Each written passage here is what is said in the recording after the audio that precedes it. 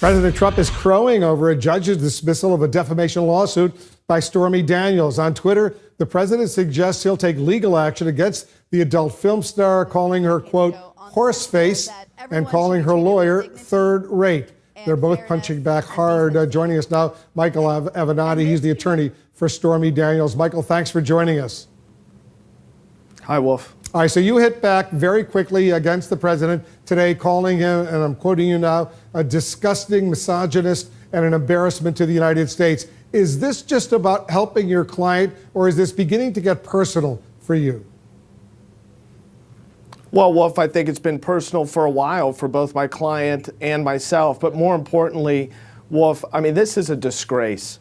Donald Trump is the president of the United States. Never in my lifetime did I think that I would witness behavior like this from the president of the United States. I'm a father to 2 daughters, and I know many of your viewers are also fathers and mothers. How do you tell your kids to look up to the president of the United States when he behaves in this manner? It's an absolute joke, and it's a disgrace, and it's about time that we stop shaking our head and we start punching back. I mean, this guy can no longer be permitted to get away with this. What did Stormy Daniels tell you after she saw the president's tweet? She was incredulous. She couldn't believe it. She thought that his account had been hacked or that it was some joke, as I did initially when I saw it. I mean, for the president of the United States to engage in this behavior, it's an absolute disgrace. The rest of the world looks at us, they laugh at us, and many of us within the United States are disgusted. I don't care what your politics are. This has no place. It's a complete disrespect to the office of the presidency. So you frequently tweet about partisan attacks on the president, and as you know, Donald Trump, he says when he's attacked, he's going to attack harder. He's going to counter attack. Is that what you see what's going on here?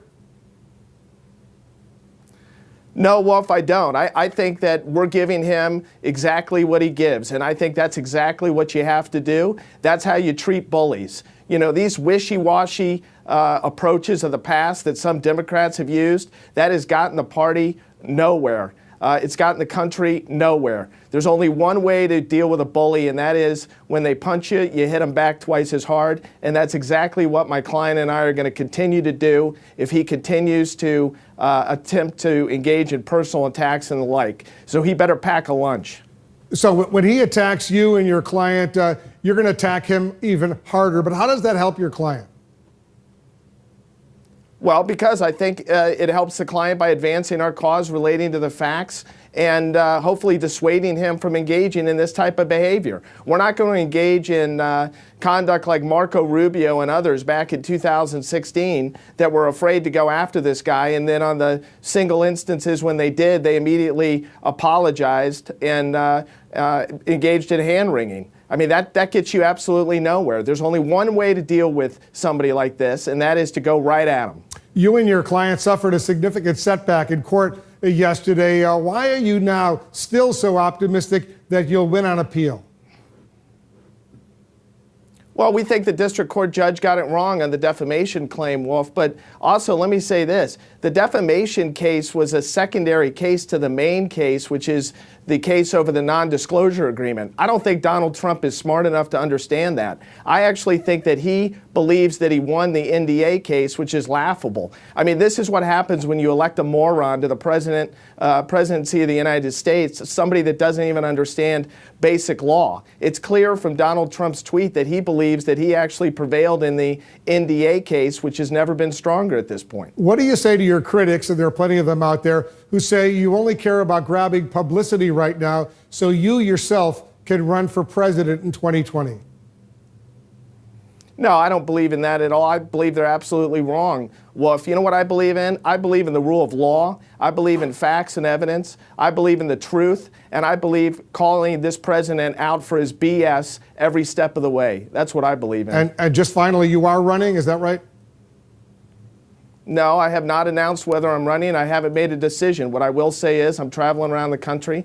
I'm very encouraged by people and their reaction to me, and a lot of people are encouraging me to run because they think that we need a fighter. We need somebody to call this president out on his conduct, and we've got to get back to making this nation what it once was.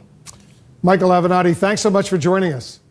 All right, we just heard from Stormy Daniels' attorney, Michael Avenatti, reacting to President Trump's Twitter attack on them earlier in the day. Let's discuss with our analysts. Tubin, what do you think? Well, you know, the president calls Stormy Daniels Horseface. Michael Avenatti calls the president a moron on television. When you and I disagree, I give you a noogie. I mean, that's just sort of how things work in the United States now. It's just embarrassing. The whole thing is ridiculous.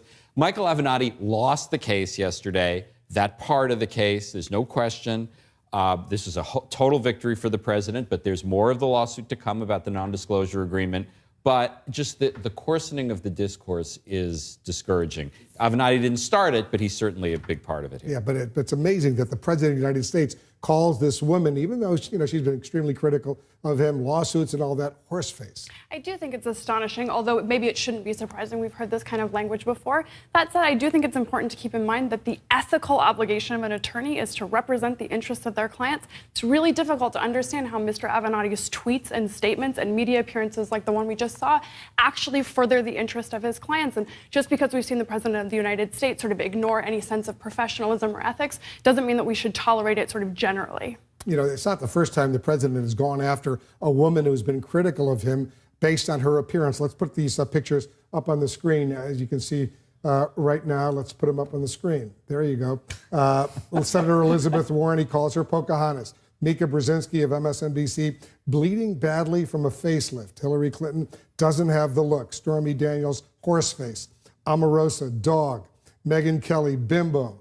Senator Kirsten Gillibrand would do anything for campaign donations.